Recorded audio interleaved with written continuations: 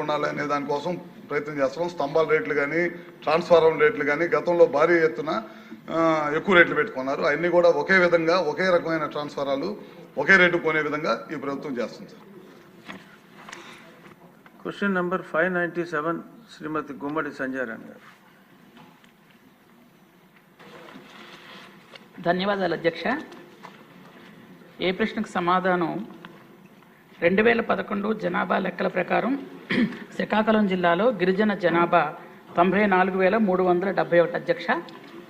అలాగే బి శ్రీకాకుళం జిల్లాలో ఏర్పాటైన సీతంపేట పరిధిలో ఉన్నటువంటి ఐటీడీఏలో కొత్తగా ఏర్పడిన పార్వతీపురం మన్యం జిల్లాలో భౌగోళిక సరిహద్దుల్లో వచ్చింది కాబట్టి అక్కడ ఉన్నటువంటి 20 మండలాలు ఐటీడీఏలో చేర్చడం జరిగింది అధ్యక్ష. అయితే పార్వతీపురం జిల్లాలో పాలకొండ చేర్చడం వల్ల అక్కడ 4 మండలాలు మాత్రమే పార్వతీపురంలో ఉండి మిగిలిన 16 మండలాలు శ్రీకాకుళం జిల్లాలో ఉన్న అధ్యక్ష. స్త్రీ ప్రశ్నకు సమాధానం అవునండి.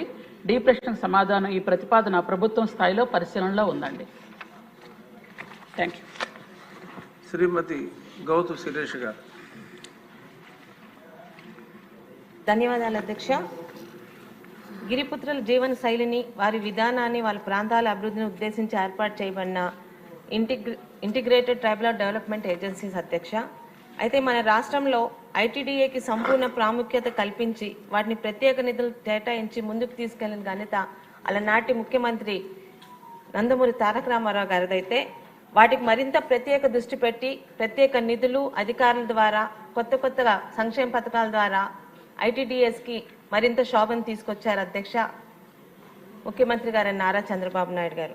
అయితే 2019లో అడ్డగోలుగా జరిగిన జిల్లాల విభజనలోని శ్రీకాకుళం జిల్లాలో 8 నియోజకవర్గాలు ఉన్న శ్రీకాకుళం జిల్లాలో ఈరోజు ఐటీడీఏ లేకుండా పోయింది అధ్యక్ష. ముఖ్యంగా పాతపట్నంలో 2 మండలాలు, అలాగే పలాసలో 2 మండలాలు గిరిజన పితృలతో నిండి ఉంది అధ్యక్ష.